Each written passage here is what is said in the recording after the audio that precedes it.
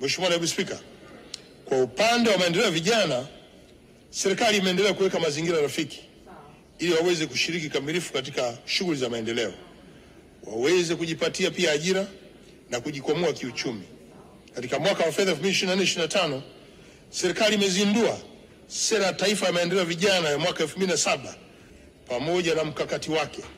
Sera hiyo imezingatia mazingira ya mahitaji ya vijana ikiwemo elimu, ujuzi, uvumbuzi na ubunifu kwa vijana. Vijana na mapinduzi ya kidigitali nayo imezingatiwa. Ajira kwa vijana nayo imechukuliwa kwa umuhimu wake, na ushiriki wa vijana katika sekta ya kijamii na kiuchumi nayo imeendelea kuimarishwa. Kwa mwaka 2025/26, serikali itatekeleza programu za stadi za maisha, malezi na makuzi na utaratibu wa maendeleo ya vijana na kuendelea kuhamasisha vijana kushiriki kamilifu katika shughuli mbalimbali za kiuchumi ili kuwawezesha kujipatia ajira na kuinua kipato chao wakati wote.